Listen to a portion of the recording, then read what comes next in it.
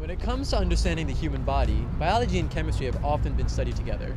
Scientists now have the technology to take physics into account, and what they've learned may surprise you. For our cells, a little bit of force can go a long way. For hundreds of years,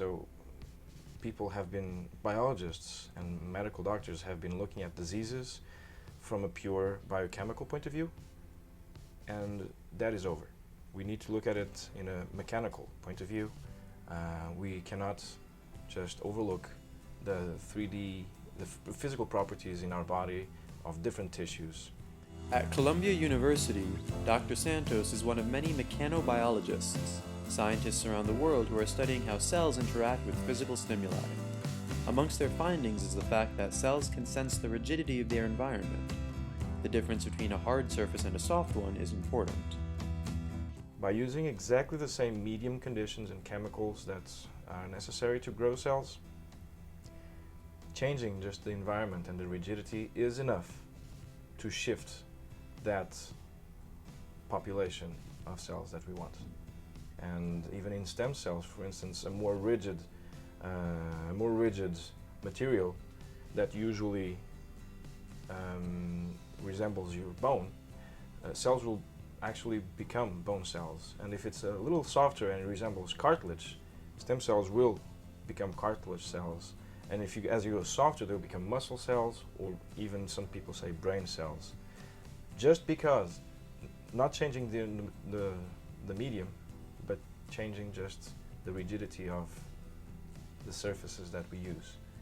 So I think if you take a kind of holistic approach and say, okay, I have to deal with both the chemistry of all of these signals and gene expression and things, but also understand this mechanical component and have those working together, then you can generate a much more effective strategy to differentiate cells, or essentially make cells in vitro for applications that you want to have in the future, whether it's regenerating organs, making cells that will contribute to that process, or doing these types of immunotherapies.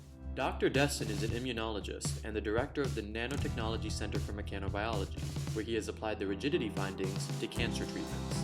By using a softer surface, he has boosted immune cell yield by 300%.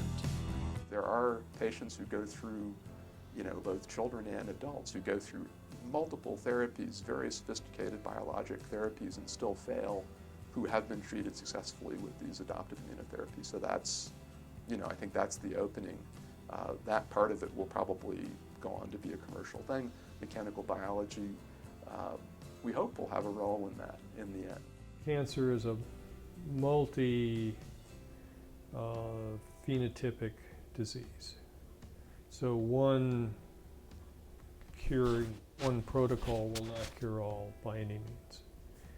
And yet there will be perhaps some situations where a mechanical treatment could potentially provide benefit. Dr. Sheets is a highly decorated mechanobiologist who founded both the Nanotechnology Center and the Mechanobiology Institute of Singapore. Among his protégés is Dr. Nicholas Billet, who recently started his own lab at Brooklyn College where he measures bacterial forces. For a lot of microbes, they are actually also using mechanical forces. So if we can understand exactly how they do so and prevent them to use mechanical forces and physical forces, that would be a new way of actually finding new antibiotics, new potential targets to actually block them, either fully and enable them not to grow, or actually, which is also and what we actually care about, not infecting us.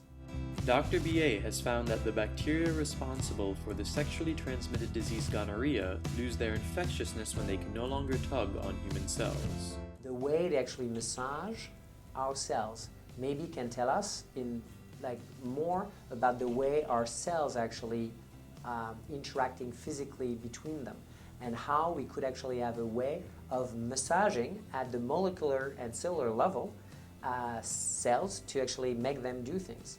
It could be that Neisseria gonorrhea is actually a puppeteer and directly physically triggering a specific biological program, biological outcome onto human cells. Though today they tug on cells and fine-tune the specialized surfaces needed to unravel the mysteries of cellular mechanics, these scientists will one day be remembered as pioneers in the field of mechanobiology. May the Force, quite literally, be with them.